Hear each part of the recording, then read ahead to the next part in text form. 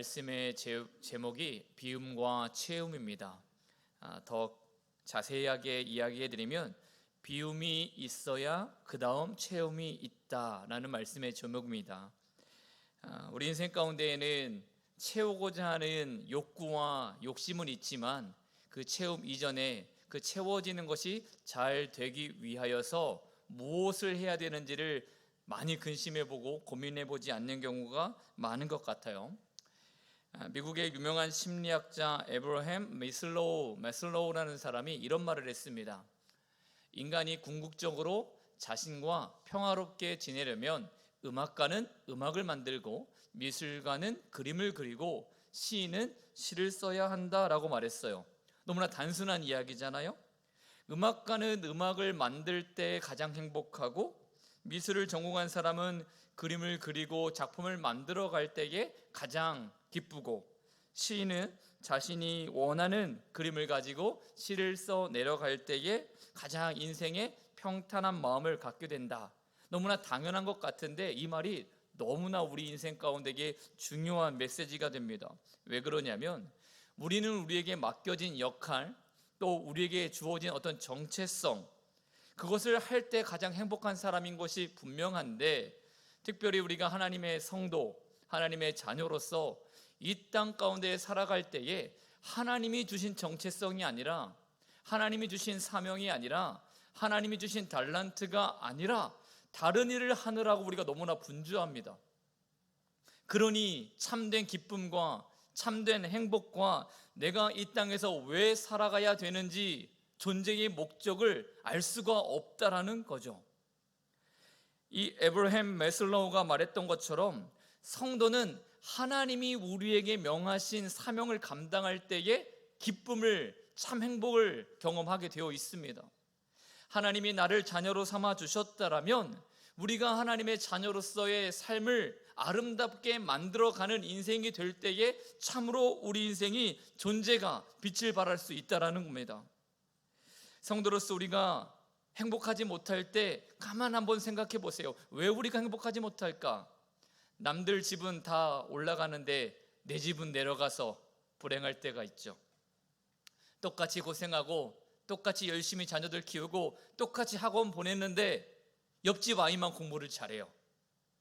그러니까 불행하잖아요. 그런데 성도가 이 구원의 감격 하나님의 영광을 위해 살아가는 목적이 아니라 이 땅에 발 붙이고 살아가는 이 세상의 것들을 쫓아 살아가니 당연히 행복할 수가 없죠. 그래서 오늘 우리는 성도로서 살아가는 삶의 이유와 목적을 아는 것에서 멈추는 것이 아니라 그것을 정말로 우리 삶 가운데에 실천하고 살아갈 때에 아하, 나의 삶이 이렇게 복될 수 있구나를 발견하는 인생이 되어야 할 줄을 믿습니다. 어떤 사람이 유명한 수도사를 찾아갔습니다. 그리고 자기의 고민을 이야기합니다. 그동안 얼마나 힘겹게 살았는지 얼마나 많은 괴로움이 있었는지 그 이야기가 끝이 없었어요. 한참이 지났는데도 수도사를 찾아간 이 사람이 자기 말만 합니다. 그래서 물끄러미 이 사람을 바라보던 수도사가 가만히 상대방 앞에 있는 찻잔에다가 물을 붓기 시작했어요. 그런데 어느 정도 지나다가 멈추는 것이 아니라 찻잔에 물이 넘쳐서 쏟아질 때까지 계속 부었습니다. 자기 이야기를 한참 하던 이 사람이 화들짝 놀라면서 아니 수도사님 왜 찻잔에 물을 계속 부으십니까?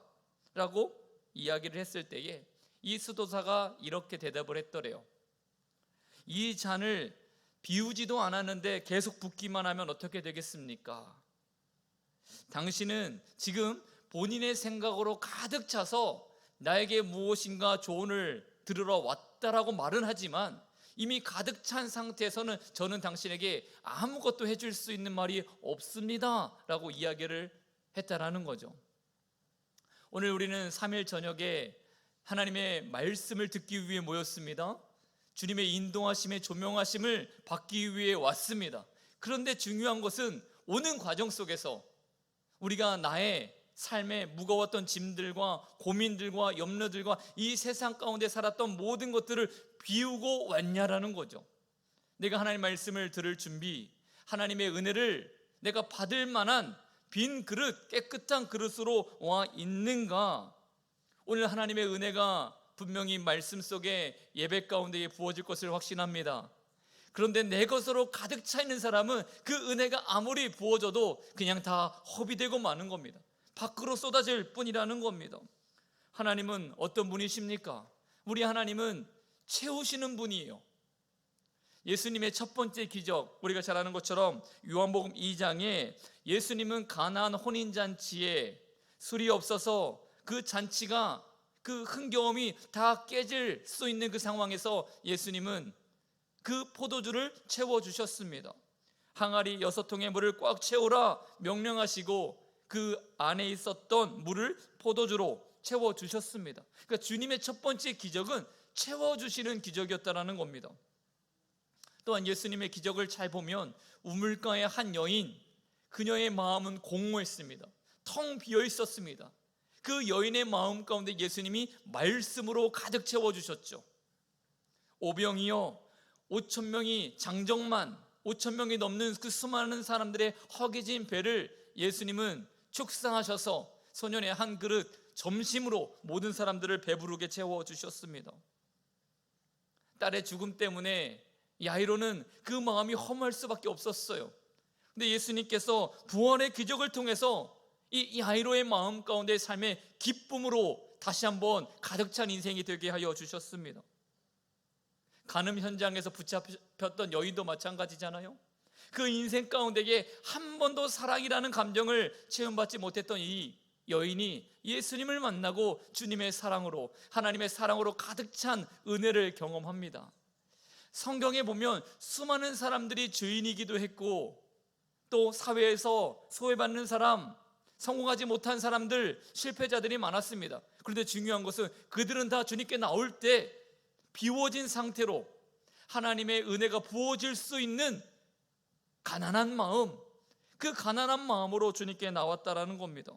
그런데 반면에 예수님을 만나고도 아무것도 체험받지 못한 사람들도 성경에 많이 나와요. 특별히 부자였던 청년, 어떻게 해야 예수님 영생을 얻습니까? 라고 물어봤던 진지했던 이 청년. 그런데 이 청년이 예수님께서 너의 모든 재물을 팔아다가 가난한 자들에게 나누어 주라 라고 말했을 때에 이 청년이 어떻게 반응합니까? 근심하여 예수님을 떠나고 맙니다.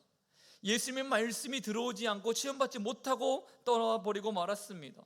이미 이 청년에는 물질로 가득 채워진 마음이 있었기 때문에 주님의 말씀이 들어올 수도 없었고 순종할 수도 없었던 거죠. 성경의 바리새인들도 마찬가지입니다. 성경을 많이 아는 사람들이에요. 하나님이 무엇을 기뻐하는지를 잘 아는 사람들입니다. 그런데 이 바리새인들은 예수님이 오셔서 하나님의 진리의 말씀을 온전히 전했을 때에 그 누구도 예수님의 말씀에 귀를 기울이지 못합니다. 그래서 사도 바울이 에베소서 4장 22절부터 24절에 이렇게 말씀을 하세요. 먼저 22절의 말씀을 보면 너희는 유혹의 욕심을 따라 썩어져가는 구습을 따르는 옛사람을 어떻게 하라고요? 벗어버려라. 비우는 게 먼저라는 겁니다. 유혹의 욕심을 따라 썩어져가는 옛사람의 모습을 가지고 살아가는 성도요, 먼저 벗어버려라, 비우라 말씀을 하는 겁니다. 그렇게 비우고 나서 예수님께서는 24절에 오직 너희의 심령이 새롭게 되어 하나님을 따라 의와 진리의 거룩함으로 지으심을 받은 새 사람을 입으라. 하나님이 채울 때에, 하나님께서 채워주실 때에 먼저 비우는 작업이 된 사람은 심령이 새롭게 되어 하나님의 의와 진리와 거룩하심을 따라 새 사람을 입는, 경험하는 체험이, 역사가 있게 되는 줄을 믿습니다. 그런데 사랑하는 성도 여러분, 비우는 과정이 쉬운 게 아닌 게 문제죠. 비운다라는 것은요, 결단도 필요하지만 비우는 과정 속에서 고통도 수반합니다. 그러다 보니까 우리는 비움이라는 고통의 과정을 겪고 싶지 않은 거죠. 비워야 채워진다라는 원리는 이해했는데 비우는 과정 속에서 잃어버리는 그 마음들, 잃어야 하는 그 고통에 우리가 완전히 순종하는 것이 참으로 어렵습니다. 오늘도 아마 우리는 간절히 소원할 거예요. 주님, 내 삶에 주님의 은혜가 채워지기를 바랍니다. 내가 하나님 말씀대로 살아가기를 원합니다. 그렇게 끊임없이 간절한 마음을 가지고는 있는데 주님께서 너 이거 가지고 있잖아, 내려놔야 돼, 이것들 우선순위를 바꿔야 돼, 비우는 작업으로 감동을 해 주실 때에 기꺼이 그 고난을 감수하면서 예 주님 제가 비워내겠습니다, 그렇게 순종하는 게 쉽지가 않다라는 말이죠.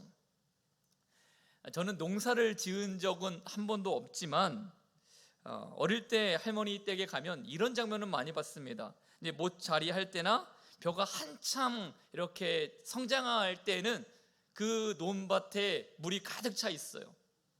그런데 이 볕단이 어느 정도 자란 다음에도 계속적으로 물이 가득 차 있으면 어떻게 됩니까? 벼가 부실해지는 거예요. 열매가 무럭무럭 건강하게 자라지 않습니다. 그래서 일부러 농부는 논바닥이 아주 마르지는 않을 정도로 물을 싹 비워놓는 거예요. 저는 우리 삶이 이와 같아야 된다라고 믿습니다. 늘 가득 차 있다라고요 우리가 건강할 것 같습니까? 그렇지 않다라는 거죠. 늘 건강하다라고 해서, 늘 여유 있다고 해서, 늘 우리 아이들이 문제가 없다라고 해서 우리 인생이 만족스럽고 풍성한 건 아니라는 겁니다. 때로는 비워지고 그 비움을 통하여서 욥처럼 그 고난과 비움의 자리 속에서 하나님의 은혜를 받아야만 우리는 살아나는 존재인 줄을 믿습니다. 비록 우리가 그 비움의 과정이 고통스럽고 견디기 힘들지라도 우리가 욥처럼 주님 나를 단련하신 후에는 내가 주님께 정금처럼 정금같이 나아가겠습니다 라고 고백할 수 있는 우리 인생이 다 되시기를 예수님의 이름으로 축원합니다.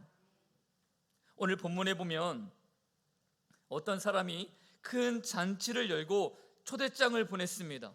그런데 첫 번째 사람은 밭을 샀으니 살펴봐야 된다라고 핑계를 대고 잔치에 참여하지 않았습니다.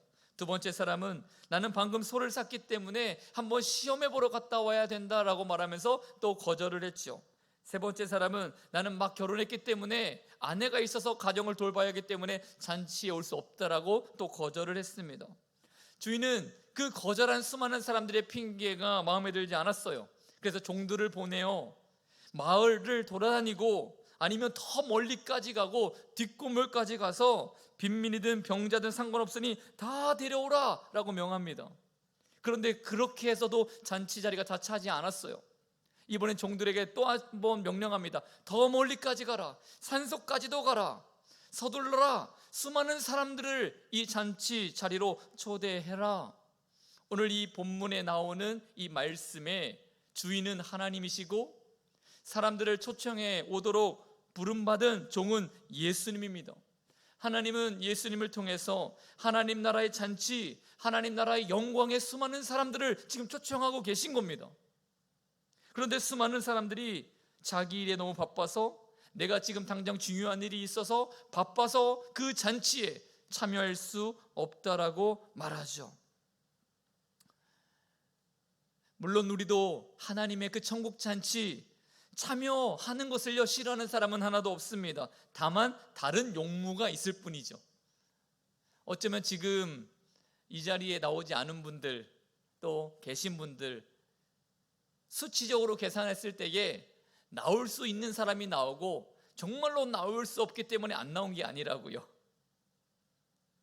나올 수 없음에도 불구하고 시간을 조절해서 예배하기를 먼저 선택한 사람이 있고, 그렇지 않은 상황에서도 여러 가지 핑계거리 때문에 예배 자리로 못 나오는 분들도 분명히 있습니다.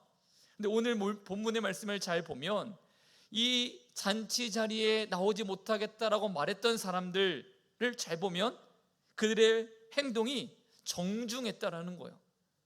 나 못 가, 나 안 가, 이렇게 강하게 거절하는 게 아니라 정중하게 양해를 구합니다. 여러분 한번 18절의 말씀 하반절을 볼까요? 뭐라고 말합니까? 청컨대 양해하도록 하라. 나 이런 이유가 있어서 가지 못하니까 미안하지만 내가 먼저 내 일을 하고 올게. 19절도 보세요. 청컨대 나를 양해하도록 하라. 똑같이 말하죠. 잔치에 참여하고 싶은 마음은 있지만 우선 중요한 일부터 하고 마치고 나중에 시간 되면 올게라고 지금 대답을 하고 있는 거예요. 이것이 바로 오늘날 우리 성도들의 모습입니다. 우리는 하나님의 영광의 자리, 하나님께서 우리에게 주시는 축복의 자리를 마다하고 싶은 게 아닙니다. 다만 내가 삶이 이러니, 내가 지금 건강이 이러니, 내가 지금 상황이 되지 않으니 하나님 조금만 기다려주세요. 우리는 그렇게 하나님의 잔치 자리와 초대 자리를 거절하는 것이 아니라 양해를 부탁할 때가 많다라는 거죠. 우리는 늘 하나님의 복을 누리고 싶습니다. 그것이 가장 큰 은혜라고 말합니다. 그것이 나의 삶에 가장 중요한 것이다라고 말합니다. 그러나 솔직히 우리 삶을 돌아보면요, 그렇지는 않은 것 같아요. 그래서 오늘 우리가 하나님으로부터 오는 온전한 은혜를 체험받기 위해서는 뭘 해야 됩니까? 비워야 됩니다. 오늘 무엇을 비워야 될 것인가? 제가 조금 구체적으로 3가지만 은혜 가운데 나눠보려고 합니다. 첫 번째 우리가 비워야 되는 것은요, 우리의 소유를 비워야 합니다. 18절의 말씀을 보겠습니다. 한 사람은 이르되 나는 밭을 샀음에 아무래도 나가보아야 하겠으니 청컨대 나를 양해하도록 하라라고 말합니다. 첫 번째 사람은 밭을 샀기 때문에, 지금 내가 소유한 것이 있기 때문에 먼저는 그 소유한 것들을 돌본 후에 잔치 자리에 참여하겠다라고 말하죠. 마치 물질의 소유가 자기 자신인 것처럼 보이지만, 내가 물질을 소유하고 있는 것처럼 보이지만, 지금 이 사람은 물질을 소유하고 있는 것이 아니라 물질에 자기가 소유당한 겁니다. 자기 마음은 잔치 자리에 있다라고 말하지만 물질이 있는 곳에 끌려갈 수밖에 없다라고 말하잖아요. 그러니까 물질이 주인인 겁니다. 물질이 주된 주인이 되는 겁니다. 여러분, TV 광고를 보면, 이 말씀을 준비하다 보니까 저는 TV 광고가 다 이렇게 들리더라고요. 이 물건을 사서 쓰기만 하면 내가 당신의 연약함을, 당신의 존귀함을, 당신의 공허함을 다 채워주겠습니다 라고 약속을 하는 것 같아요. 자동차를 파는 사람을 보세요. 이 자동차를 사십시오. 그러면 당신의 사회적 지위가 돋보일 겁니다. 이 옷을 사보십시오. 당신의 미모가, 매력이, 품위가 가득 채워질 겁니다. 이런 물건 저런 물건을 한번 사서 보세요. 당신이 더 풍요로운 인생이 될 수 있을 겁니다. 광고는 그렇게 말하죠. 그런데 과연 그렇습니까? 좋은 차를 탄다고 해서, 좋은 옷을 입었다고 해서, 정말로 좋은 것들 먹었다고 해서 내 삶의 품위가 바뀌고 인생의 질이 바뀌고 우리의 자존감이 바뀌던가요? 잠깐은 그럴 수 있겠지만 진짜 우리의 삶을 바꿀 수는 없다라는 겁니다. 그런데 우리는 우리 인생을 가득 채울 수 없는 거짓된 우상들이 나의 삶을 채워줄 것처럼 하나님이 채워주시는 것보다 세상의 것들이 나를 채움을 받기를 원하고 살아갈 때가 얼마나 많은지 모르겠어요. 그래서 오늘 우리는 첫 번째 결단해야 됩니다. 나는 물질을 비워내겠다. 여러분, 물질을 다 버리라는 말도 아니고 물질을 벌지 말라는 말도 아닙니다. 물질의 소유가 여러분 자신이 되라는 이야기입니다. 물질 때문에 끌려당하는 것이 아니라 물질을 여러분들이 마음이 있는 곳에 사용하고, 여러분들이 물질에 휘둘리는 것이 아니라 여러분들의 물질이 주인이 되는 것, 그것이 바로 오늘 첫 번째 물질을 비우는 것입니다.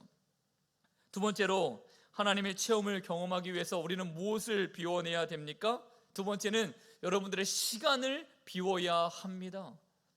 아멘이십니까? 자, 19절의 말씀 한번 보겠습니다. 또 한 사람은 이르되 나는 소 5겨리를 샀음에 시험하러 가니 청컨대 나를 양해하도록 하라 하고, 성경 주석가들은 이 구절을 이렇게 해석합니다. 소를 사서 시험하러 가야 한다는 것은 잔치를 거절한 이 사람이 내가 지금 바쁘고 해야 될 일이 많기 때문에 갈 수 없다라고 거절하는 것이다. 소 5겨리를 샀음에 시험하러 간다는 말은 내가 지금 상당히 시간이 쫓기고 바쁘니까 당장은 갈 수 없다라고 거절을 하고 있다는 거죠. 여러분, 이 두 번째 사람은 바쁨, 시간의 쫓김, 분주함 때문에 주님께 나오지 못했다라는 것입니다.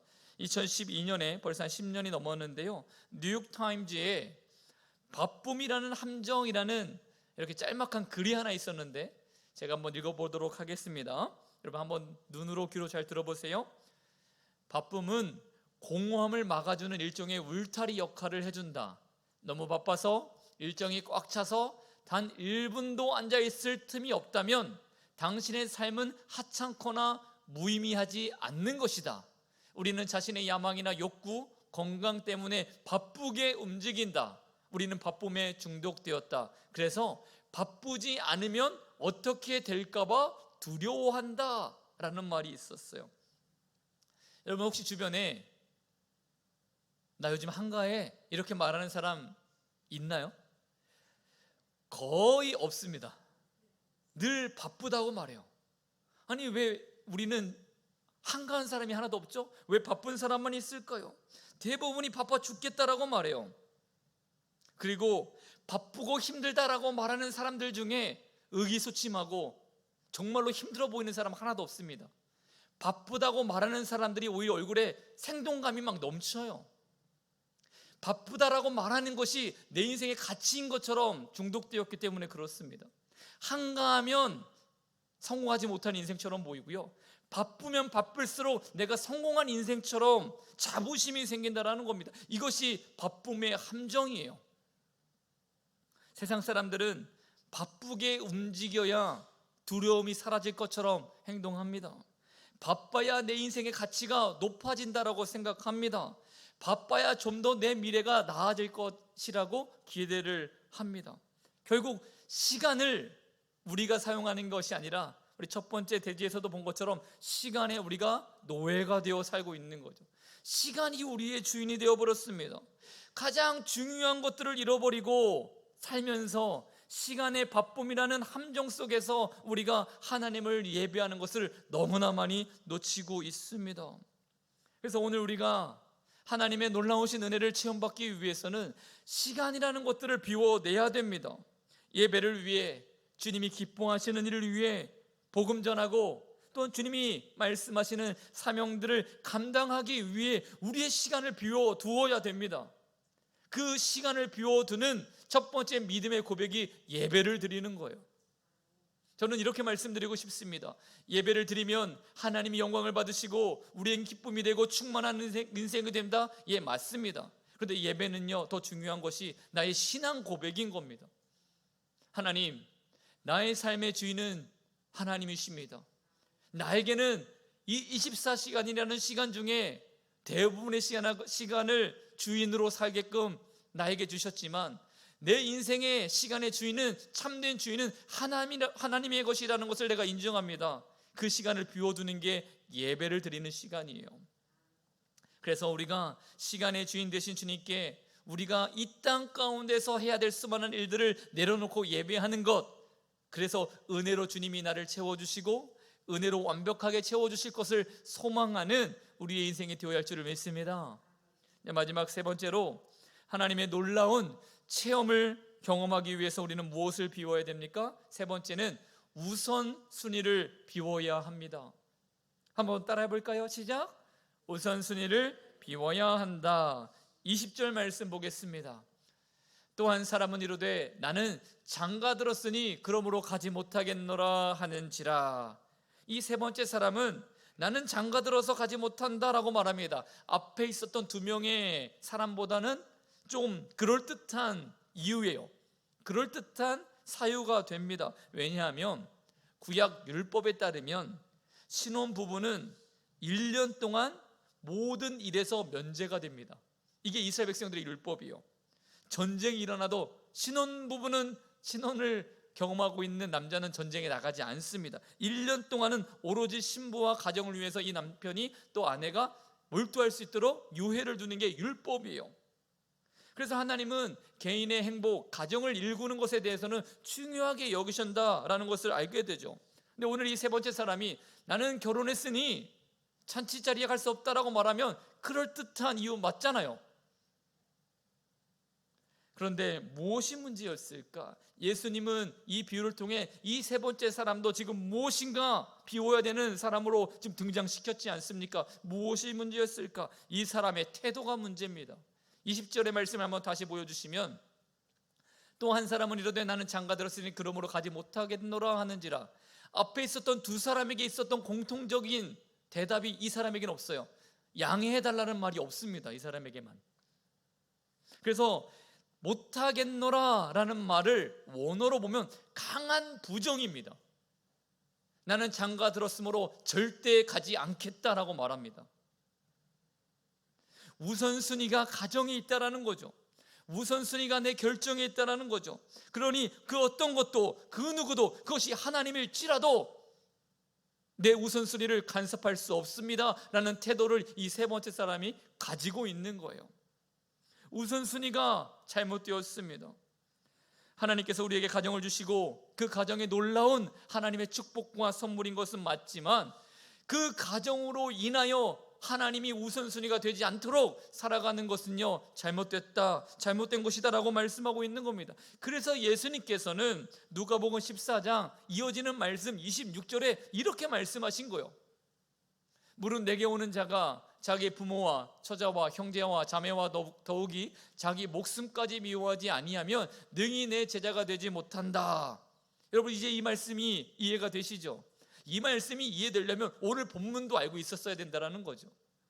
그러니까 오늘 이 26절의 말씀은 너희가 나를 따르려거든 부모와 형제를 미워해라 라고 하신 말씀이 아니라 최선을 다해 사랑하는 건 맞지만 그것 때문에 나에게 올 수 없는 상황이 된다라면 그 우선순위를 너는 바꿔야 된다라고 예수님께서는 가르쳐 주시고 권면을 하시는 겁니다. 그리고 나서 27절에 예수님 뭐라고 말씀하셨어요? 누구든지 자기 십자가를 지고 나를 따르지 않는 자도 능히 내 제자가 되지 못하리라. 아멘. 십자가를 진다라는 것은요, 온전히 우선순위를 비운 사람만 할 수 있는 행동입니다. 우리 십자가가 아니라 예수님의 십자가를 지고 따른다라는 이 믿음의 고백은요, 비워내지 않으면 불가능한 순종이라는 거죠. 그래서 오늘 우리가 이 우선순위를 비워내고 나의 삶의 가장 우선순위 주님으로 채워질 때에 하나님께서 주시는 놀라운 축복으로 우리 인생이 채워지는 줄을 믿습니다. 19세기의 위대한 부흥사 D.L. 무디라는 목사님 다 알고 계시죠? 이 D.L. 무디가 이렇게 이야기를 했습니다. 먼저 비움이 있어야 체험이 가능합니다. 마음을 뒤집어 하나님께 반하는 모든 것을 쏟아내면 그때 비로소 성령이 들어오십니다 라고 이야기를 했어요. 예수님의 제자들이 처음부터 완벽한 사람은 아니었습니다. 처음에는 우왕좌왕하는 오합지졸이었습니다. 그런데 어느 순간부터 제자들이 성령으로 충만해졌잖아요. 그때가 언제입니까? 자기 자신을 다 부인했을 때, 자신들이 하던 것들을 모두 다 내려놨을 때에 하나님께서 주시는 은혜로 소유를 비워내고 시간을 비워내고 우선순위를 비워내는 사람이 되었을 때에 이 제자들이 성령으로 체험받는 충만한 인생이 된 것입니다. 그래서 오늘 우리가 이 땅을 살아가면서 세상의 온갖 더럽고 추악하고 어두운 것들을 비워내는 것뿐만이 아니라 온갖 추악한 것뿐만이 아닌 거룩한 하나님의 말씀과 은혜를 체험받기 위해서는 오늘 이 말씀처럼 우리가 물질에 매여도 안 되고요, 시간에 종속되어도 안 되고요, 우선순위가 바뀌어서도 안 됩니다. 그래서 오늘 이 말씀을 들은 우리 모든 영성교회 성도님들은 하나님을 위하여 하나님이 채워주시는 그 은혜를 소망함으로 인하여 내 소유를 비워내는 것, 그리고 시간을 비워내는 것, 우선순위를 비워내는 그 일을 잘 감당할 수 있는 인생이 되었으면 좋겠습니다. 그래서 오늘 이 밤에 기도할 때는 주님, 내 안에 모든 쓸모없는 것들을 남김없이 비우고 주님의 영으로 체험받는 인생이 되게 하여 주시옵소서. 아직 내 마음에 비우지 못한 것들이 있다라면 주님 오늘 이 밤에 다 비워내게 하시고 하나님이 주시는 성령으로 가득 찬 귀한 시간이 되게 하옵소서. 우리 한번 반주해 주시면 우리 한 2-3분만 기도했으면 좋겠습니다. 여러분, 말씀을 들으면서 한번 잠잠히 생각해 보세요. 내가 오늘 이 들은 말씀 중에 놓지 못하는 것이 무엇이 있을까? 내가 혹 그것 외에도 하나님께 나아감에 있어서 붙들고 있는 것, 내려놓지 못하는 것들이 무엇이 있는가? 하나님, 내려놓을 수 있는 은혜를 허락하여 주시옵소서라고 우리 주님의 이름을 한 번만 크게 부르고 동성으로 2-3분 정도 기도하도록 하겠습니다. 기도합니다. 주여